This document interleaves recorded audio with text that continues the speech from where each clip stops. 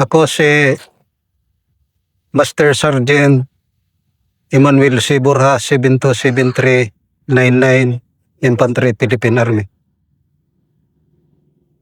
Scout Ranger Class 121-95. Yung hindi ko makalimutan na encounter dito sa Dagami noong August 2007. Dagami Leyte. Noong August 2007, mayroong pumunta sa bahay ko na pista. Yung patron ba sa amin, pista. 5 babae na mga MPA, pinakain ko sila. Tapos yung sobra nilang pagkain, ipinadala ko sa kanila. Pagkatapos, pinasundan ko ng tao ko doon sa bundok. Nung nakita nila yung tao ko, yung isa, binigyan nila ng 500 pesos, pinabili ng isda. Tapos yung isa, binigyan nila ng pera, pinabili nila ng bigas. Ang mga yon, pumunta sa akin, nag-report na inutosan ako ng MP, pinabili ako ng, yung isa pinabili ng bigas, yung isa pinabili ng isda. Ngayon, sinabi ko sa kanya, sige, hatid ninyo doon at susunod ako. Sinundan ko sila doon sa Barangay Kamunuan. Yung nung sinundan ko sila, bumalik ako. Kasi noong nandun na ako sa Barangay Kamunuan, sinabi ng isang tao ko na yung ibang NPA nandyan sa barangay, bumibili ng noodles. Ako lang mag-isa. Kasi dito sa area ng Dagami, ako ang may hawak, ako ang may area. Pagkatapos, nung nasundan ko, yung isang tao ko, pumunta ulit sa akin. Sabi niya, nandyan sila. Malapit lang. Ngayon, yung ginawa ko,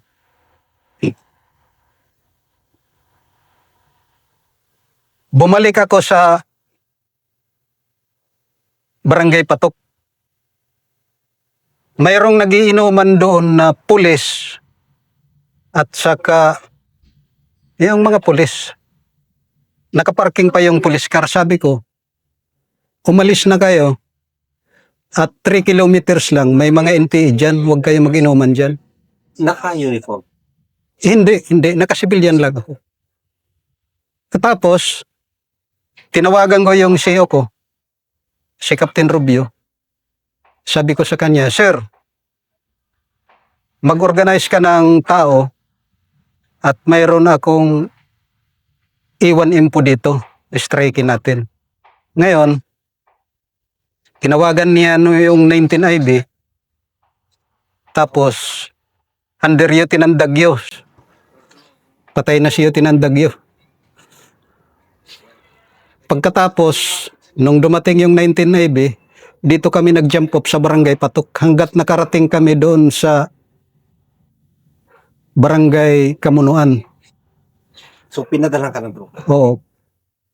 Kasama ako sa tropa. Oo, kasama na ako doon. Pero, yung 4 ko na tao, yung 2, kasama ko, guide. Sundalo niya? Hindi. Operational asset ko. Informant lang? Informant lang. Tapos yung 4 na informant, naiwan doon sa barangay. Pero sinabi ko sa kanila, bukas, yung papasukin naming kubo-kubo, kasi ang pagkakaalam ko, doon sila matutulog. Doon sila mag-standby. Ang kalaban? Ang kalaban. Pag negative ang kalaban, doon sa bahay ng doon sa kubo ng papasukin namin, punta kayo doon sa alternate natin na kubo. Doon yung PRP nyo, kasi papababain ko yung dalawa na kasama ko na guide. Doon kayo mag-usap-usap kung saan pumunta ang kalaban. Ngayon, madaling araw, pinasok nga namin yung kubo. Negative.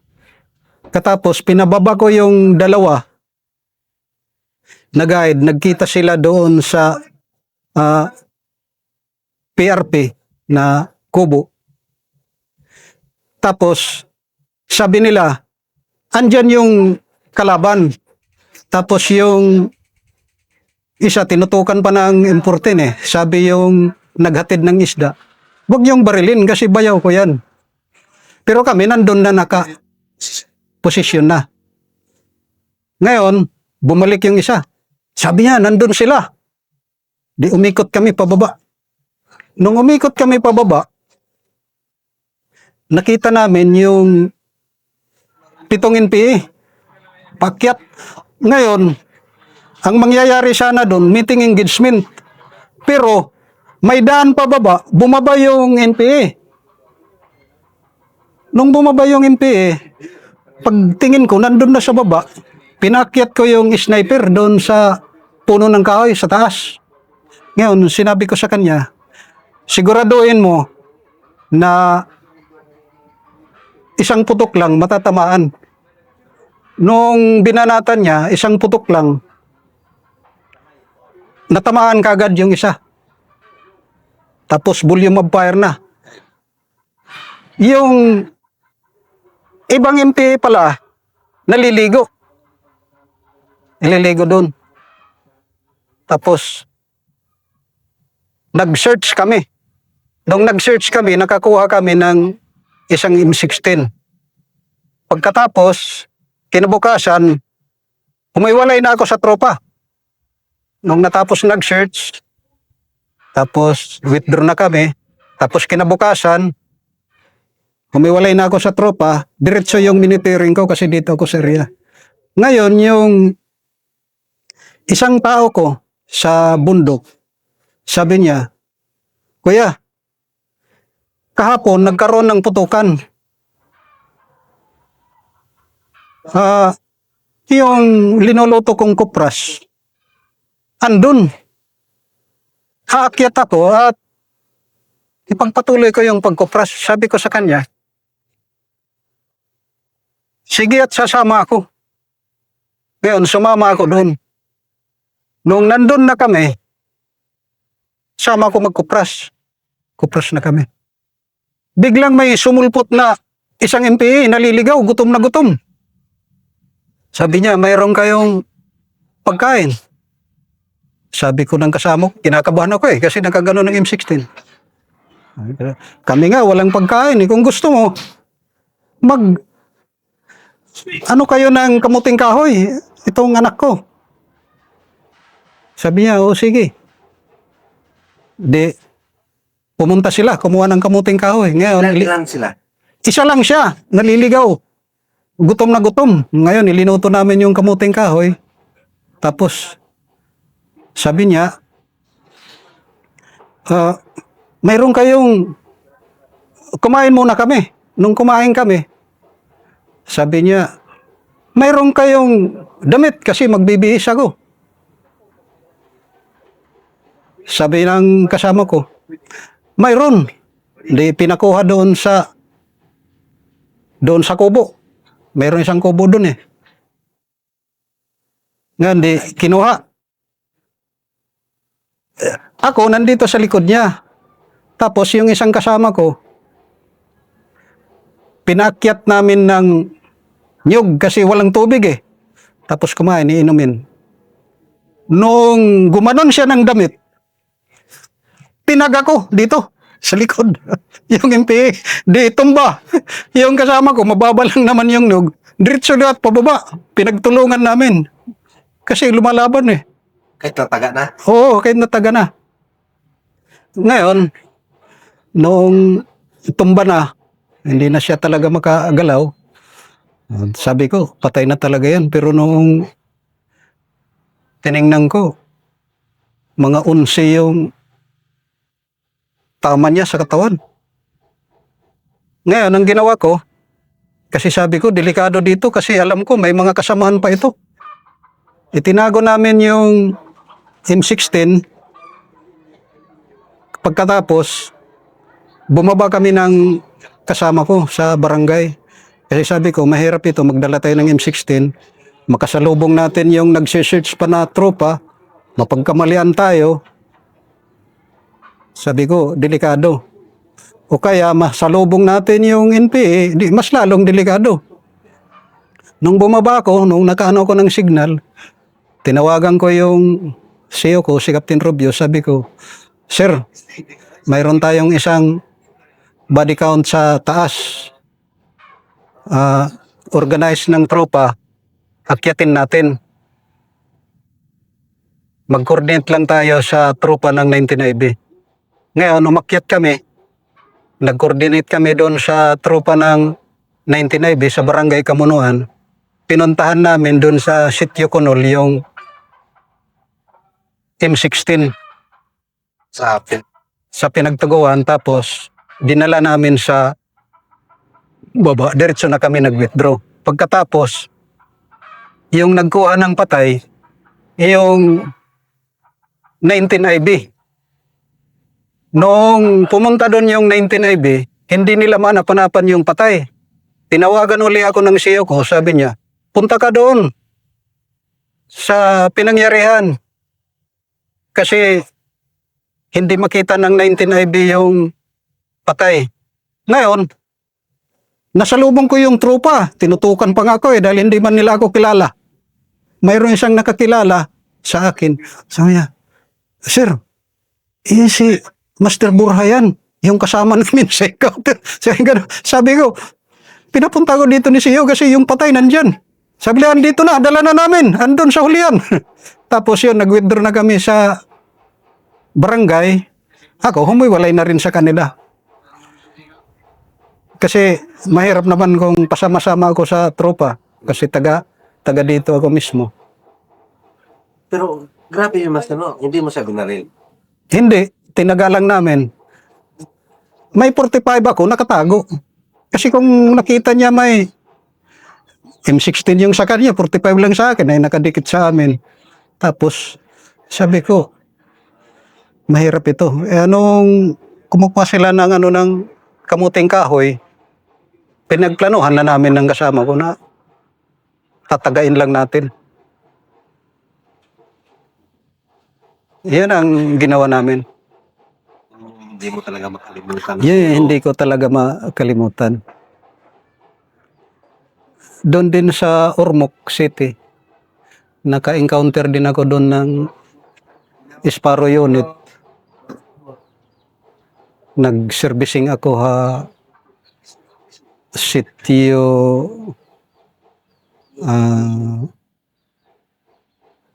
pero ibang yun, ibang encounter yun, yung sa Ano yung klaseng encounter? yun, ikibali isang sundalo lang ako, tapos yung kasama ko, 3 civilian, Ano? yung operational asset ko. Ngayon, doon sa Barangay Quezon Junior, mayroong info doon na mayroong mga Sparrow. Ngayon, nung pinuntahan ko doon, sabi ng bata, mayroong 3 armado doon, nagtutungit. Nakasandal lang yung baril. Doon sa harap ng tindahan ay medyo madilim na noon, mga alas 7 ng gabi. Sabi ko ng kasama ko, sabi ko, tara, punta natin, gapangin natin doon sa likod. Halimbawa, kagaya nito. Ito ba? Dito kami dumaan. Diyan sila nagtutungip. Ngayon, nakaganon man, pag baril ko, lumingon yung NPA dito. Tamahan. ay yung nakasaksak pala, training balit, nag-double feeding. Sa'yo? Oo, nag-double feeding yung M16. Akala ko patay na. Kasi nangingisay na eh. Ngayon, biglang tumakbo. Nung biglang tumakbo doon sa likod, di umatras kami. Nagdiretso kami doon sa harap. Kasi titingnan namin sa likod. Ngayon mayroon palang granada. Binato kami doon ng granada. Yung unang granada, sa harapan ko pumutok. Mabuti may nyug na puno. Nakadapa ako doon. Tapos yung pangalawang granada, doon na sa likod. Pero naramdaman ko nga may tama ako sa paa. Ngayon, volume of fire na. Atras kami. Marami pala sila doon sa likod ng bahay. Matras kami. Katapos, doon kami sa may puno ng kawayan. Tamang-tama may kalsada doon. Nagpatihulog kami doon sa kanal. Nung nagpatihulog kami sa kanal, doon mo talaga magamit yung pinag-aralan ng ranger eh. Kalsada ito, kanal ito, gulong kami yan. Papunta uli doon sa kabilang kanal. Nung nagpatihulog kami doon sa kabilang kanal, gapang uli kami. Paakyat, makaiwas lang kami doon sa volume of fire. Tapos nung nakahanap kami ng high ground, umakyat kami sa high ground. Tapos nung nag-search sila, wala na kami doon. Tapos ang ginawa namin, bumaba kami sa bundok. Nung nakahanap kami ng sapa o ng ilog,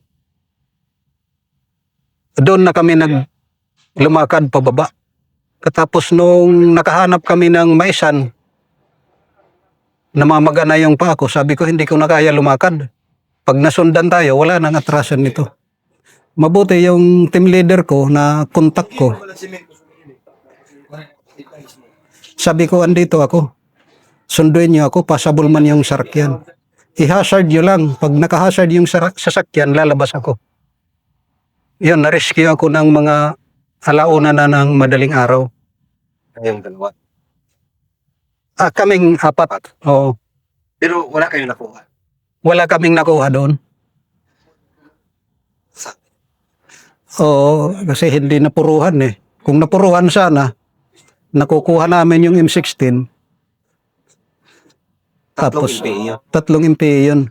Yung doon pala sa likod, mayroon pa pala sila mga kasama doon. Marami. Marami sila doon. 27 daw sila doon. Nandun. Tapos kayo, ikaw lang yung start. Ako lang yung sundalo. Tapos, tatlong civilian yung kasama ko. Pero may pa rin din.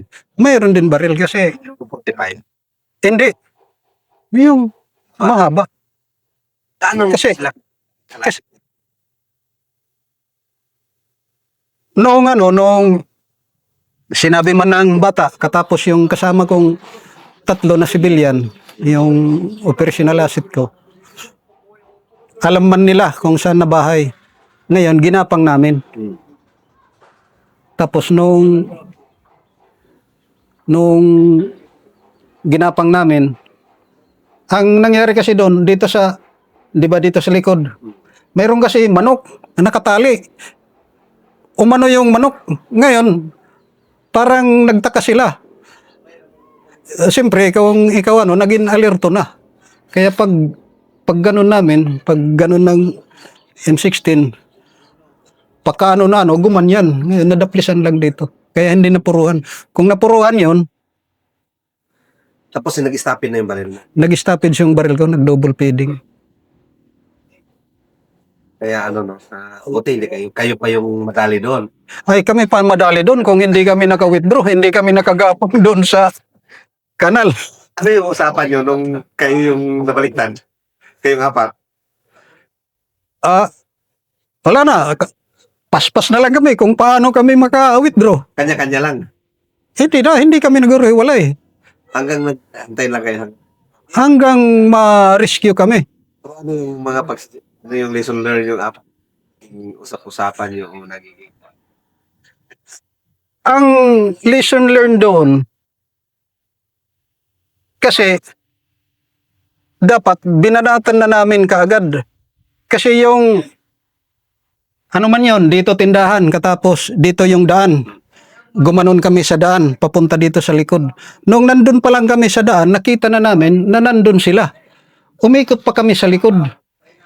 Dinis. Kasi yung kasama ko, ayaw niya, nabakbakan namin ng paganon.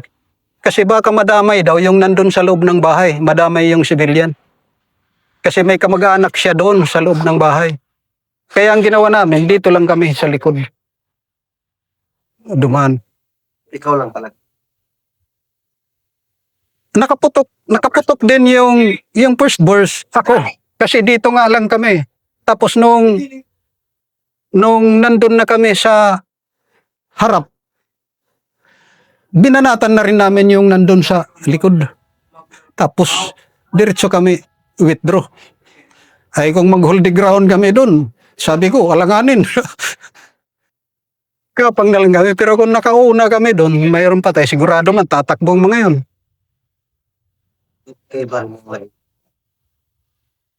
Ayan ang naging karanasan ko na kabataan ngayon na gustong magsundalo. Ang dapat nila gawin